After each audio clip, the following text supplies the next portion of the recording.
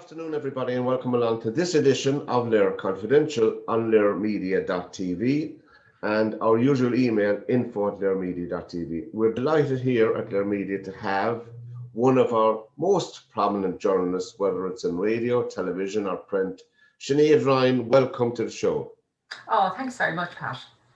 Great to have you. I was saying to you before we started, I don't know where you get the time to do everything. Where you go.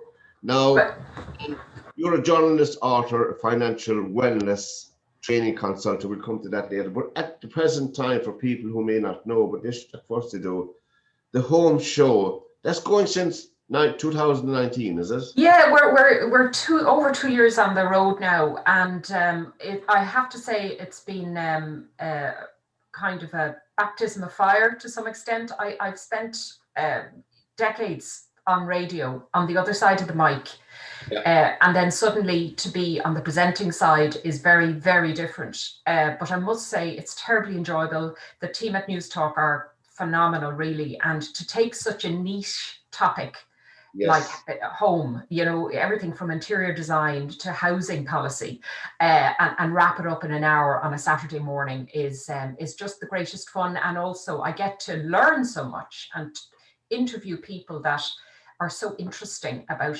topics really that I don't know a lot about. Yeah, because when I'm a radio nerd myself for my sins, when I saw that advertised first, the home show, you know, I was thinking tough fires and all that nonsense and stuff like that. But I was just thinking, how would you build a program around that? But as you said, when you think, so there's home finances, there's running the household budgets. As you said, so the world is your oyster. But as you said, when you're presenting a program, when you're in charge of a program, it's totally different than coming in and being part of a panel discussion. You know, it's a lot more relaxing that way. Indeed. But I think that I love the show. I'm not saying that because you're here. Thank you. We've got a good steady listenership now, and it seems just to be nice coffee and croissant Saturday morning radio. And I'm conscious that people are either out on their 5K walk, or they're in bed, you know, maybe with kids scrambling all over them, or they're pottering around their kitchens. And we try and gear the topics and the listenership towards people like me, I suppose, and maybe people like you. Towards rising up and having your breakfast. But I think it's and I always love the slot, the 9 o'clock slot. I know it's just me on radio. You know, I think it's a prime time slot myself. That's my own opinion for radio, particularly on both on Saturday and Sunday morning. You know, because I mean, I don't watch much television anyway. You know, myself, so I'd rather the radio. But anyway, that's just me. No, I don't think so, Pat, because I mean, lockdown has us far more on screens all day long now than ever we used to be. You've run out. And then to kind of watch another screen in your leisure time just isn't for everybody, and it can be too much. And sometimes just looking at nature, going out for a walk, or closing your eyes and listening to it in your ears can be peaceful, maybe. Yeah, because when we started this project, we began in January 2020 and lockdown was in March. So we've been on screen. I'm not making a negative one. We've been on screen consistently because we had to be. We can't be people in the studio. With the studio inside in Limerick City. And I'm sure you know it well in Mallow Street. I do indeed, yeah. Are you from Limerick? My dad was from Limerick. And I consider Limerick my spiritual home, because even though I wasn't born there, I pretty much spent all my holidays down there, my summer. I've got an awful lot of cousins and family in Limerick, and my father only had one sister who lives in Limerick, out in Castletroy, and my mother was an only child. So in fact, my only cousins were in Limerick.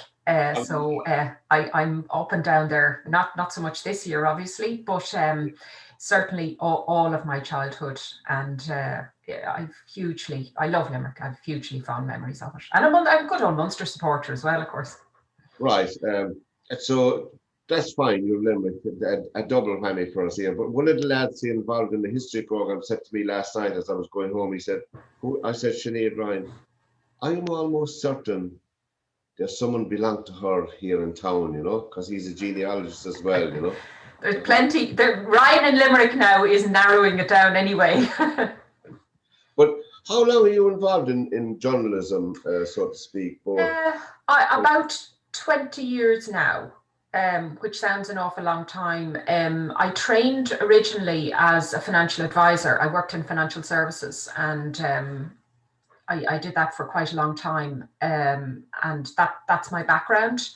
But I decided when my children were very small, I just wanted to break and do something else. And I retrained, I thought I'd write a book, as the late, great Maeve Binchy once said, everybody in Ireland thinks they have a book in them, and sometimes that's the best place to leave it.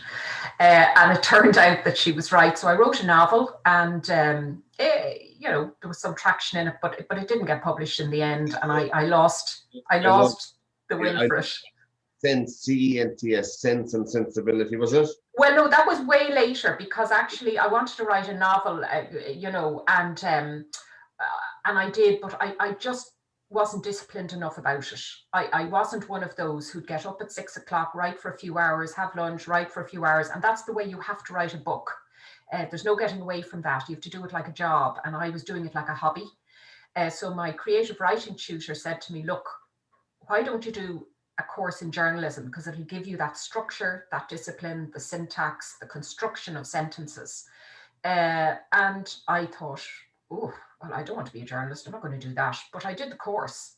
And that tutor said to me, look, this stuff isn't bad. Why don't you send it in for publication? And that was it. So I didn't look back at that stage. And the Evening Herald, actually, in Dublin, gave me my first break. I worked as a stringer for a local newspaper. I lived in Meath at the time, and I worked as a stringer on a local paper there, which is a fantastic grounding, because it means you get to go to courts, local news, the stuff that really matters to people about potholes and bridges and all kinds of things, planning. And then the book I did actually publish came later in 2010, because I had moved into the consumer and personal finance end of things at that stage. Right, and of course, in the whole financial world today in Ireland, our banking on the high street is shrinking very much. I think it's very alarming for businesses, very challenging for business. I know that myself, I have personal experience of it. We don't really have any competition now in the banking industry in Ireland, which is, I don't say competition. I mean, you can't go on to A, B, C, and D. You're a percentage point better off. We're getting 1.5% better off up here. Is it disquieting, Sinead? Is it alarming? Well, it's not accidental. When something like this keeps happening, you can only arrive at the view that it's policy, because there is the opportunity to not have this happen. It goes back to the banking crisis, and really doesn't everything. But after the crash, when we had the ignominy of the IMF and the European Central Bank coming in and kind of putting us on the naughty step and telling us what to do, as part of that, they put in supervisory controls so that we wouldn't do it again. And one of those, very strictly, instructed any banks operating in Ireland that they had to hold far more in reserve, that they didn't lend out and that they couldn't use. It was just sitting there like an insurance policy than any other country in Europe. Coupled with that, the government of the day and subsequent governments took the view that, and indeed the policy, that it would be politically incorrect and suicidal to allow banks do what they ought to do, which is, when somebody doesn't pay their mortgage, you sell their house, you turf them out. It happens in every other country. It happens in every state in America, and it's capitalism. And the government stepped in and said, we're not going to allow that. So it was inevitable then that banks, who are profit centres, would look askance at Ireland and say, well, hold on, I've hold all this money on reserve, which I can't use. And somebody who doesn't pay their mortgage for 3, 4, 5, 10 years, I have to leave them there.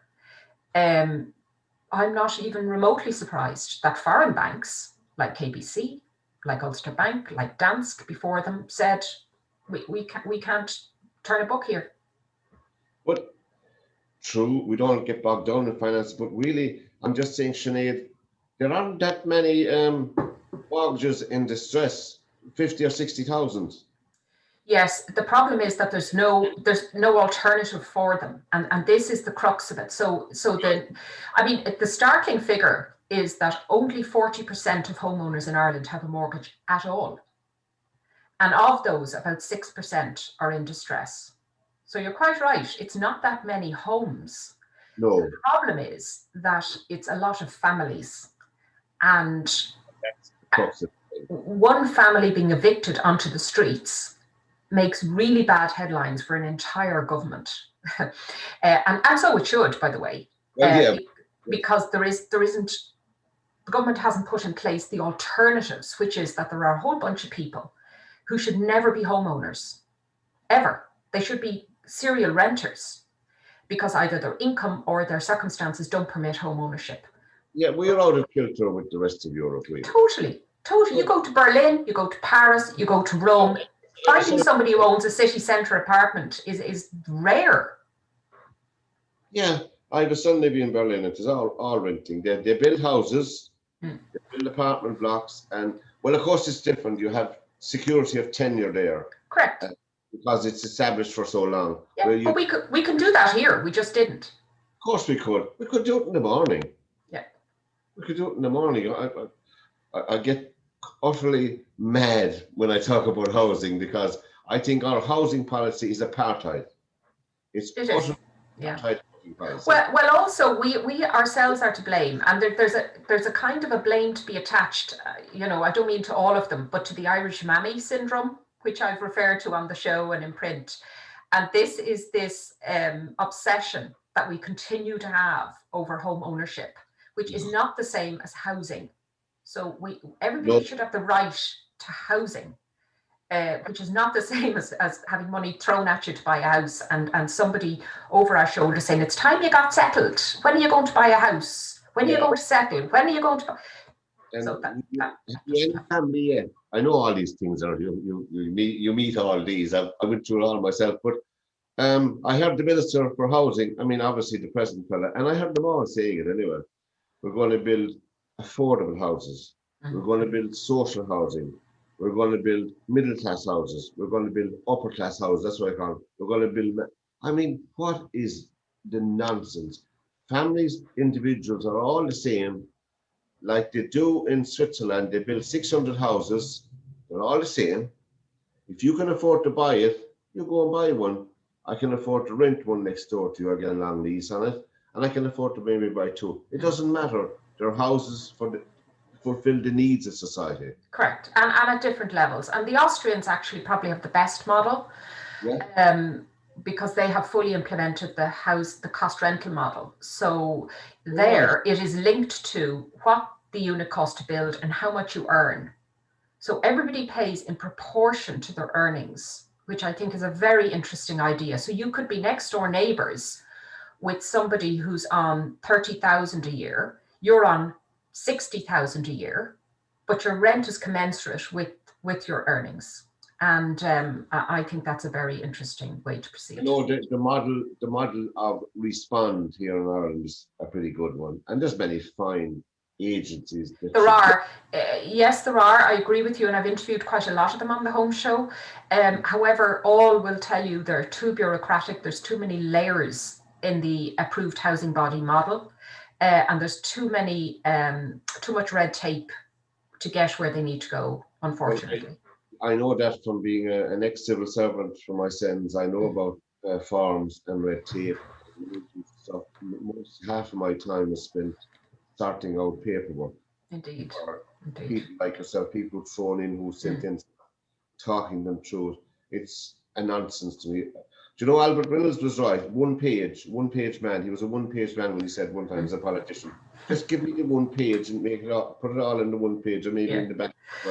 Well, I've great hopes for the Land Development Agency. Of course, the good old Limerick man, John Moran, in charge of it now. And I had him on the show to talk about it and what they are, if he's allowed off the leash, how they might now go about procuring land in a different way, structuring the way people want to live rather than just building homes or building houses. It's about creating communities, and I think that's a very interesting idea. The first thing about that, the land development agency, I know people, the very first thing many Irish people will do is, who's going to gain out of this? Who's going to get the dividend out of the land development agency? That's all the fear of them, the fear of the word developer. I think developers should not be a dirty word. Developers have done fine work in Ireland, building developers. Well, somebody has to build it. So either we employ builders directly, Exactly. which we used to do in the 70s in councils, or you create circumstances where developers want to come in and build, and that it does involve profit margins, and that's fine. There's nothing wrong with that. The Part 5 issue over delivering a certain portion to social and affordable housing is only fine where it is both social and affordable, and we're not finding that bit of it is working. I think, Sinead, it's time to move on to the Austrian model in Ireland, because we're too small a country to be dividing people into housing, to be building walls. There are enough challenges in life for people and for young families than to be all housed and say, you're all over there because you're only earning 20 grand. You're over there because you're 300 grand. I think that should be gone anyway. That's my opinion. And with Sinéad Ryan here on LiRmedia.tv, would you like to have her? A Limerick woman, we can say, really. Limerick in my heart, anyway. Michelle, is the media still an old boys club? I have never experienced that. Honestly, I haven't. There's a lot of there has been a lot of male voices, an overbearing amount of male voices on radio. Radio I'm talking about, yes. Yes, yeah. I'd spent 5 years on the board of Women on Air, which is an organization which tries to help women who do have something to say and have a story to tell to get on air to tell it.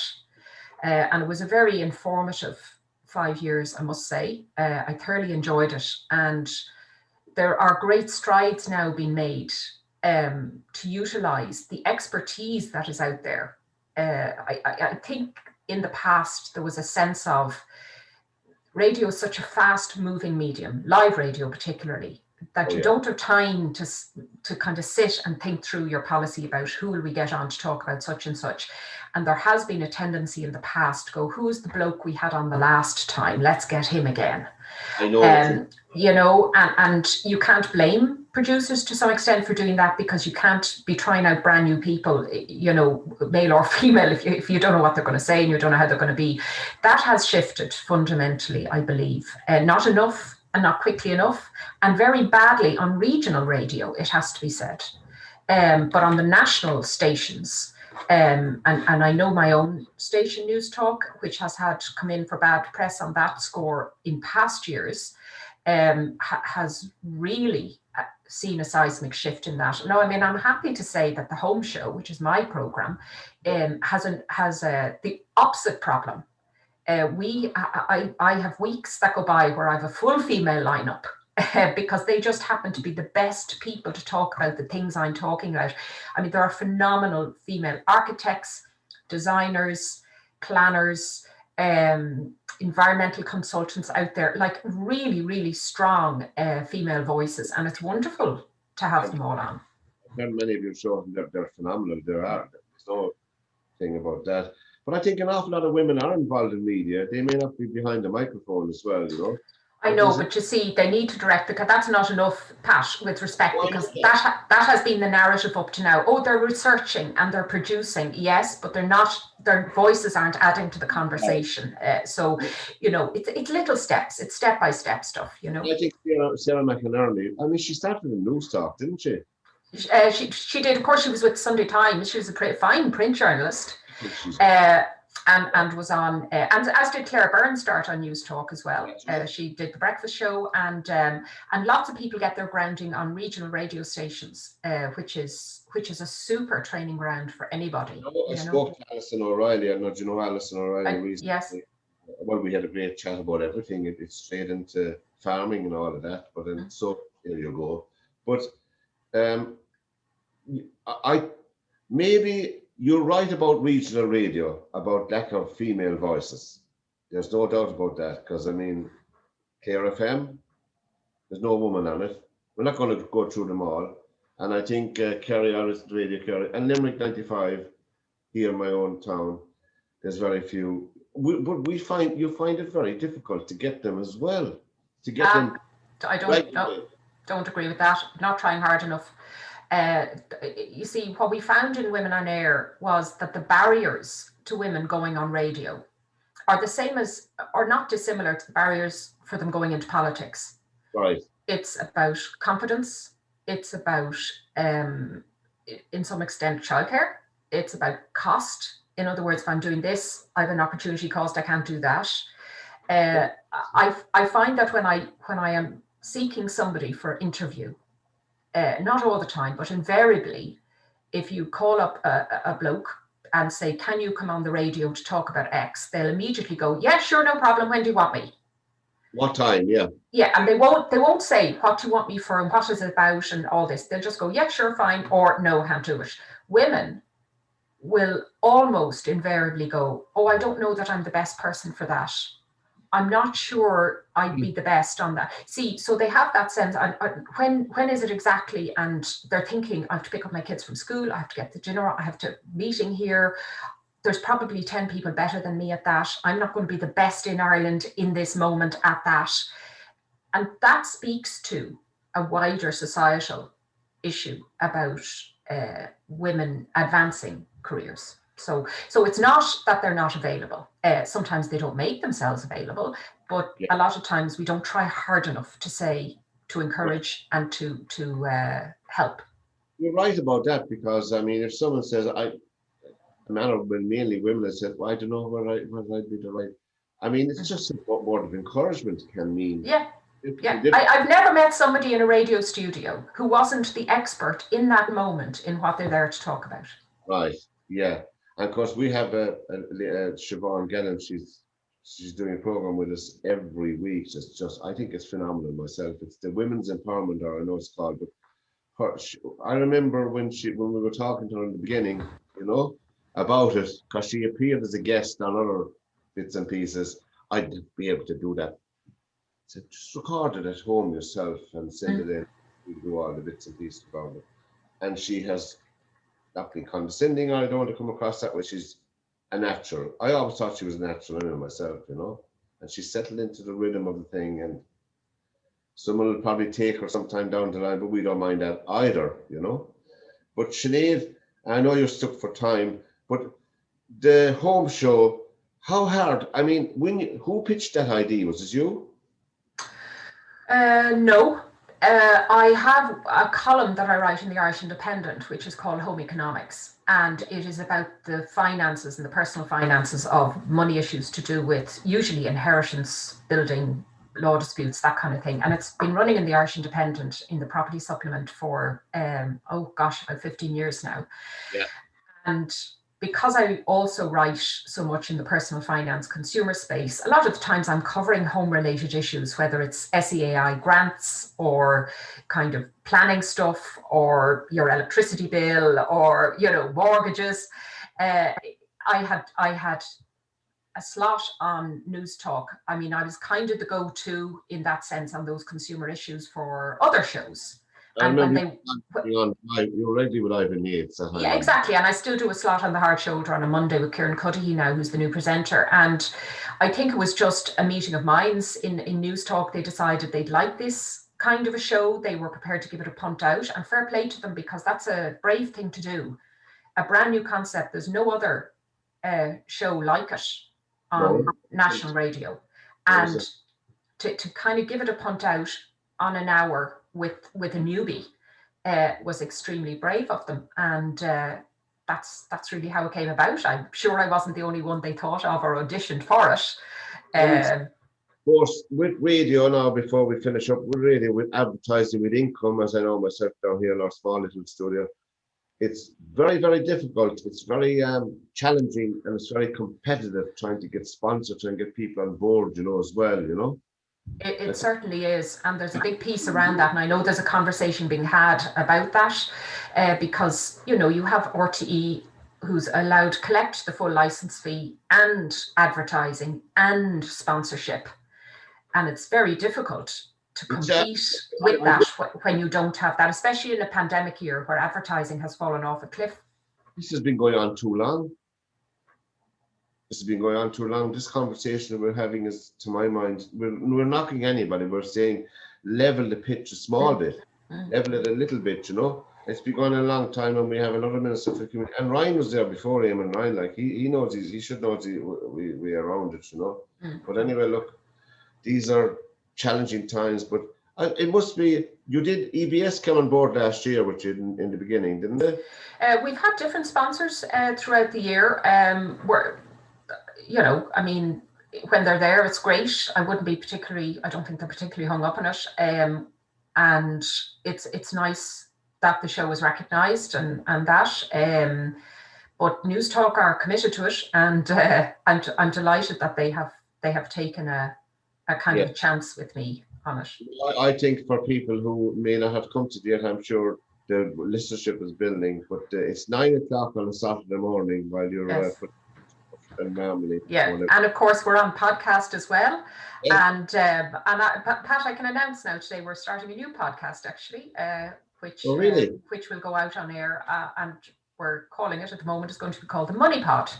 So it'll be all issues, personal finance and consumer related, which will go up on the Go Loud app. You know, I'm looking forward to that as well. So, and the Money Pot obviously will be with money or lack of it. Money or lack of it, indeed, and all the conversations around that. And of course, we found in this year particularly, there's a polarization of people now who have money and people who definitely haven't. So we're hoping to cover all bases with that. So that's the Money Pot, a new podcast on the Go Loud app. When is that starting? We're hoping now in the next week or two. It's above my pay grade to decide that kind of thing. But we've a few interviews in the bag, and hopefully we will be able to go live with that very, very soon. Of course, an awful lot of these things have happened in the last 12, 14, 15 months because of the pandemic. Where people are forced to go podcasting and online and all of that. And it's nearly mandatory that you have to have a podcast in lockdown. It's nothing like the buzz of a live studio, people looking at each other in the live studio. There's nothing like it. I haven't had a live guest since October or November. So you can really feel it. It's not the same at all interviewing somebody on this way than it is without in studio, you know. Sinead, I know you're stuck for time, but I don't know how you get time. We want to thank you for taking this time out of your day to be with us here. From a Limerick woman, Sinead Ryan, and from this edition of LiR Confidential with myself, Pat Barry. Until we meet again, Sinead, goodbye and God bless and the best of luck. Thanks, Pat.